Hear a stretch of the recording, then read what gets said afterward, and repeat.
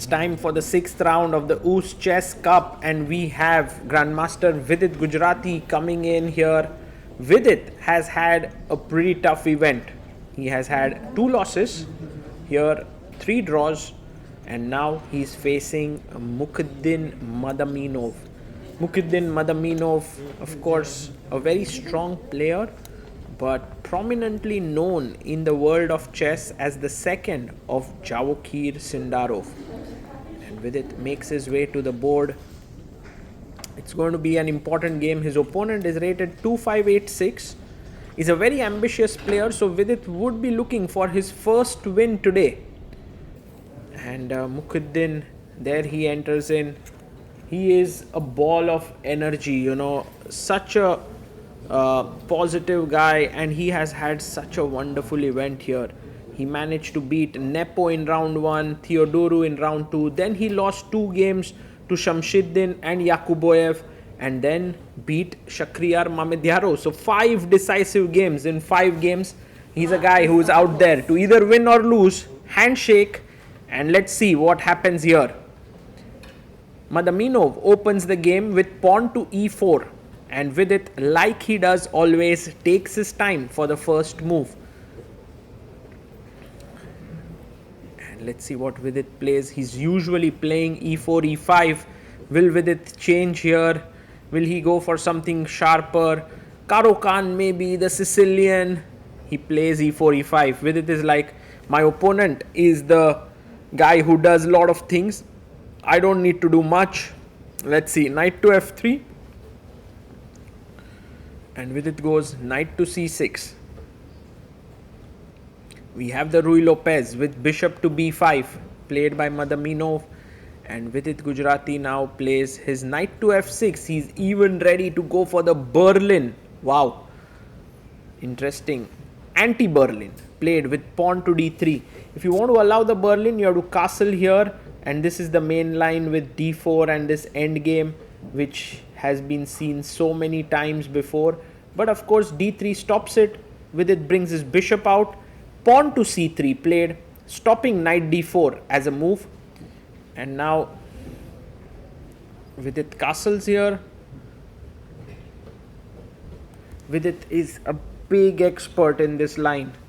Very big expert. So like for example, if you take on c6, takes and take on e5, there's d5 here, so he knows his stuff. Castles by white, and now pawn to d5 played.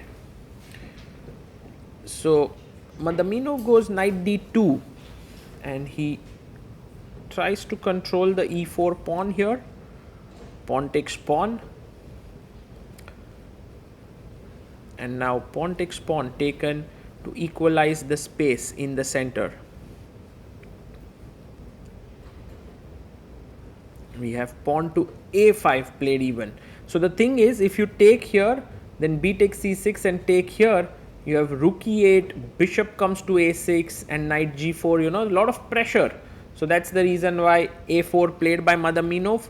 Queen e7, now defending the e5 pawn.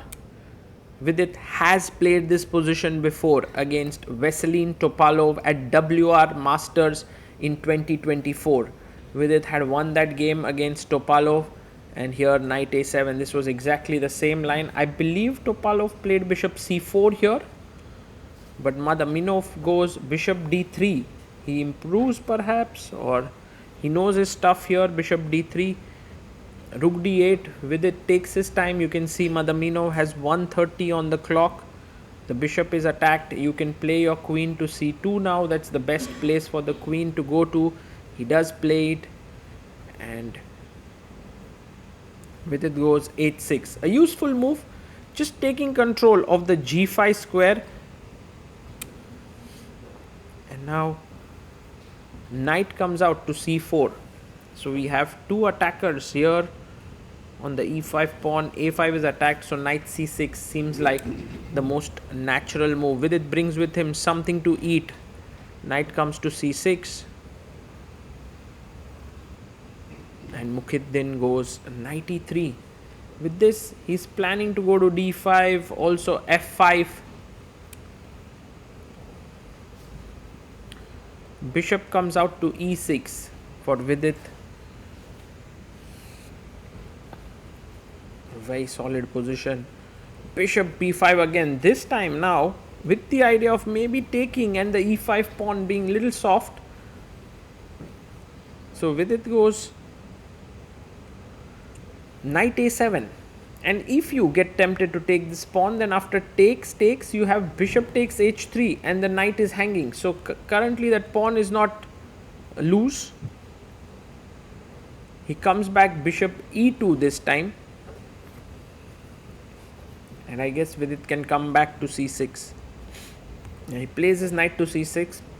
Now I wonder if Madaminov wants to repeat or not with bishop b5.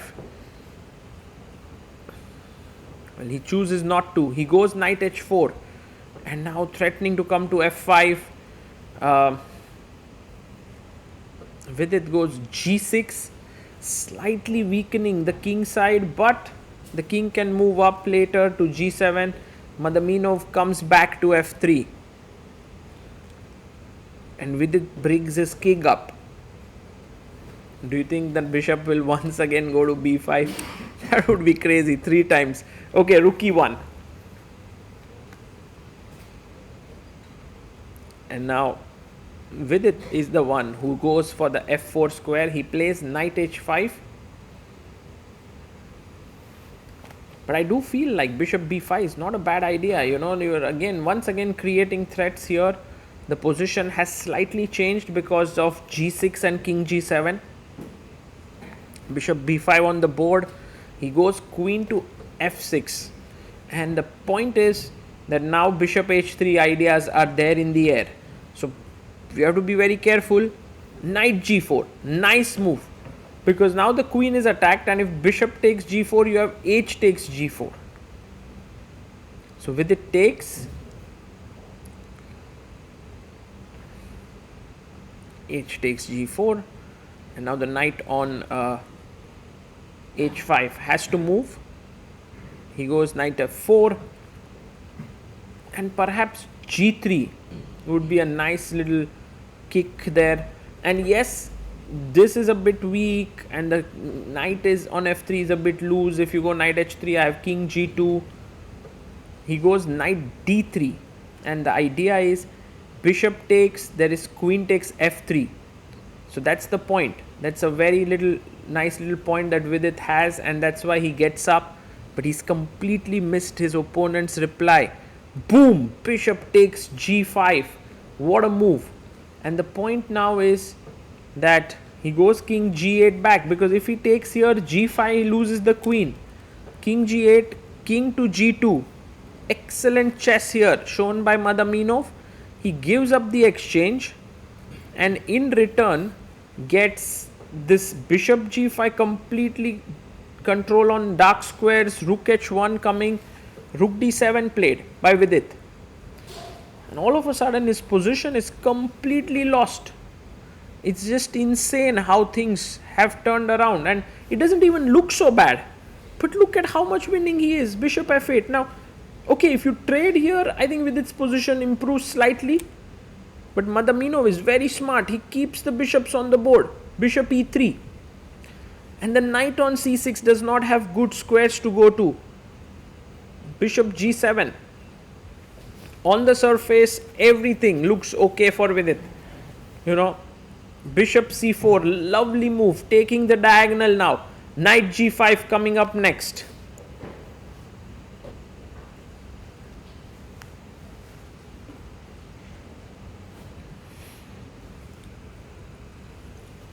And Vidit is trying to reroute his knight. He goes knight to d8. And maybe knight g5. Queen c1 played.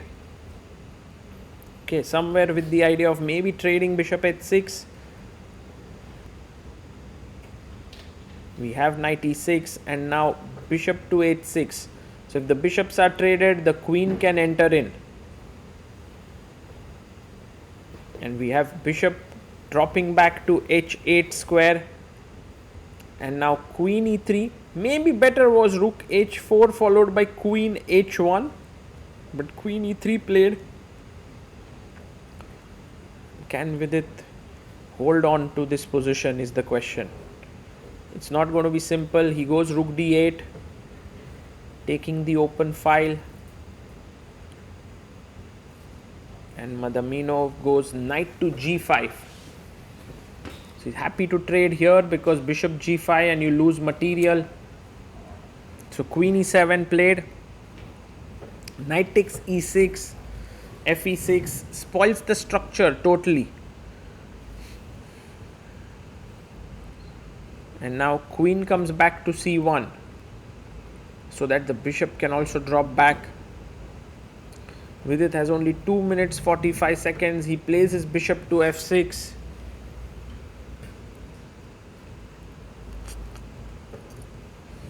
Bishop e3 played. And now queen f7. Will Madaminov go for f4? I mean, it would be a nice move, but it also weakens the king considerably. He first plays queen c2. I think he's in no hurry. He's like, there's no counterplay that you have with it. And what are you going to do? b6. And now b4. So he's expanding on the queen side first. Is more safe, I must say. Bishop e7. And now f4 is a very, very powerful move here. But he plays queen to b3, eyeing the e6 pawn, defending the b4 pawn. We have rook to d6, b takes a5.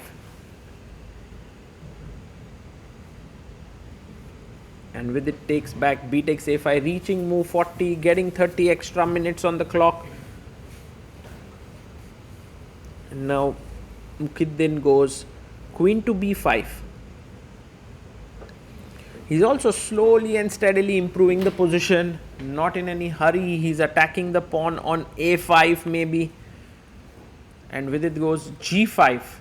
And this proves to be a huge mistake. He should have played maybe bishop f6, somehow defending this pawn on e5, because now I don't know what he exactly has on mind, but queen takes e5 is a very, very important pawn that is lost. He takes it. The g5 pawn is also hanging. Maybe Vidit wanted bishop f6 to get activity, but it's not sufficient. Bishop f6 he plays, and now you swing the queen over to a5 and pick up another pawn, thereby also defending the c3 pawn. And you can see Madaminov going towards the a5 pawn. You know, somehow I feel like Madaminov's style of making moves is so similar to Sindarov. He feels like Javokhir is there in action. Rook d2. Now Vidit gets a bit desperate. He's like, take my rook. At least I can get some counterplay. But Mukhiddin says, sorry, I am not interested. He just goes pawn to e5. Bishop drops back to e7. And now queen a6, eyeing the e6 pawn once again. King comes to g7, and Mukhiddin could have taken the pawn on f6, on e6, but he first goes queen c6. And now there's some threat surely to take on f2 with the queen entering in, but calmly defends the pawn. Rook f2, rook f1, f2 pawn is defended, and all the problems still are there in the position. Rook c2 played, and Mukhiddin, I mean, just can be very, very, stoic about this. Goes bishop d4, defending this pawn. This is defended. a5, a6, a7 coming up. e6 is weak. Ooh, it's just a terrible position for Vidit Gujrathi.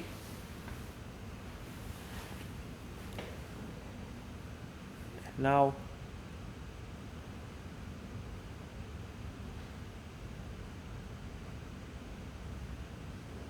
Madaminov taking his time here, but this is Vidit who has to play and try to find some counterplay. This position is just so bad. And Vidit now brings his queen to g6, and hoping to get some counterplay if he gets the queen to e4. Mukhiddin allows it by taking the pawn on c7. And now rook to f7, defending along the 7th rank. The queen comes back to c6, pressing on the e6 pawn. What a huge weakness. In fact, Vidit is running out of pawns. He's just only 2 left. Bishop d8.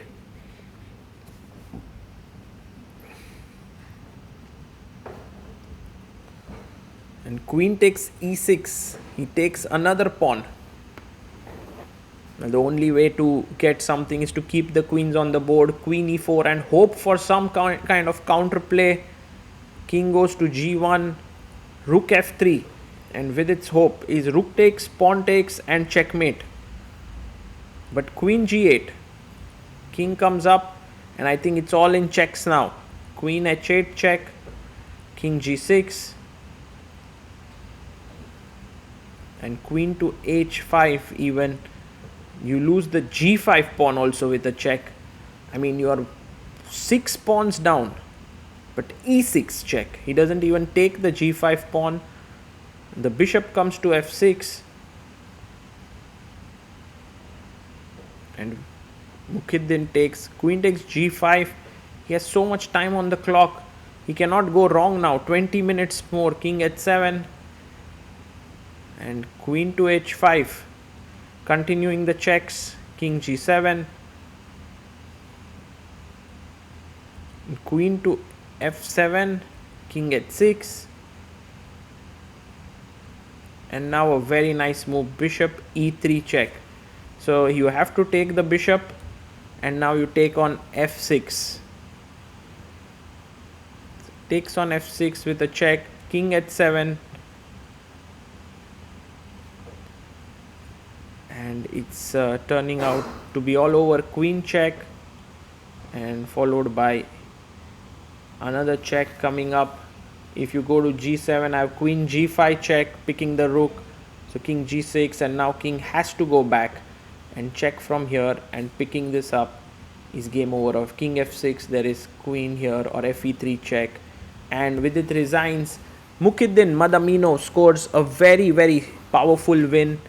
And you know, we just now have the footage after the game in 10x speed to just show you that Vidit actually sat down and analyzed for quite some time.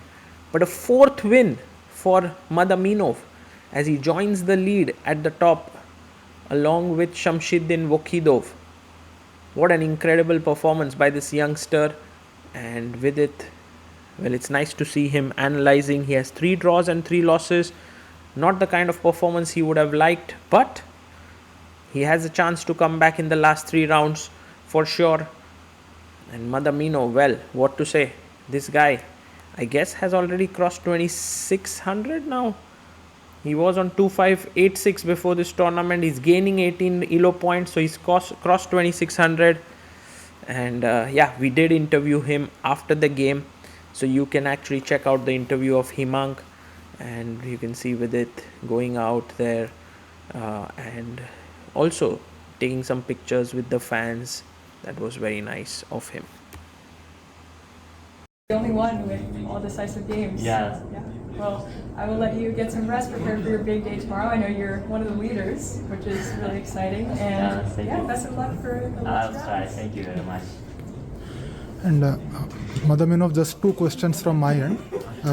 So first is this move bishop d3, was it specific preparation in the opening for bishop d3 in the like in the 11th move? Because Vidit has a game against Topalov in the same line in 2024. Like, did you know that? I honestly will say that in that moment, I knew that I have to move bishop to d3 or to e2. Okay. So I just played bishop d3 just with my mind. I didn't know. I forgot. But I checked this before the game, so because I was confident that it will be this line today, so I checked the game. So, but I was really confident that I have to play bishop or d3 or e2. But I played bishop d3, and I think it's tricky to say bishop where bishop is staying good on d3 on e2. But in general, I thought that during the game. So in general, in any case, I will have this trick to bishop b5, knight a7, bishop b2, which I did later. So that's why maybe now bishop on d3 will be better. So that's why I'll just play bishop d3. And like, what's the secret of this amazing opening preparation? Because every game I see, you have like 1 hour 35 minutes, 1 hour 36 minutes. Opponent is already down on the clock in the opening. Like, and you're predicting almost every day the opening your opponent will play. No, it's a little bit prediction and it's a little bit experience. So, and in general, no. But today I only checked Berlin, so I was confident that he will play Berlin. So, some things you will when you are working a lot with something, you will have such kind of very good intuition, and you will be confident on your like I don't know, on your moves, on your like gameplay. No. On everything, you will be confident that you are doing everything is okay, everything well. So, and you will be confident. So that's why. And also, I have my trainer who is helping me. So he also had very. He has very good, very great experience. So. But today's prediction, was it your trainer's or was it yours? Today's prediction was because of my trainer. Okay. No, he said that he will play Berlin. I said yeah, I'm agree. So I think so that he will play Berlin. So that's why in general, every day I'm expecting the lines which are I'm preparing, but. In general, everything will decide on the board, so that's why I don't know what to say. And just one final question: after this exchange sacrifice and like the position is of course winning for you, and you were feeling it already. How difficult was the conversion process for you? Did you think you like Vidit put up good resistance? No, I was really confident that.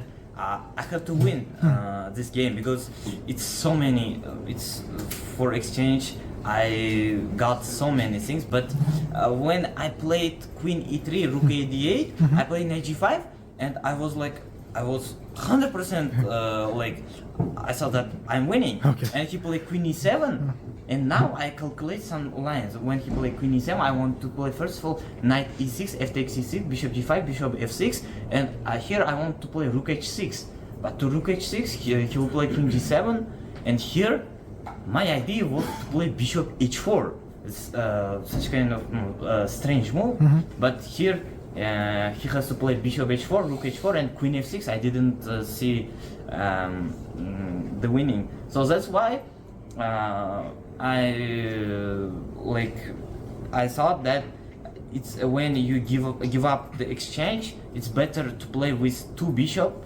So that's why I don't have to change one bishops. So that's why I played Queen C1 and Bishop E3 and just started pushing slow. And so I did a second weakness on that side, and so I won. Yeah, amazing. Once again, huge congratulations and best wishes for the next game. Thank you. Thank you.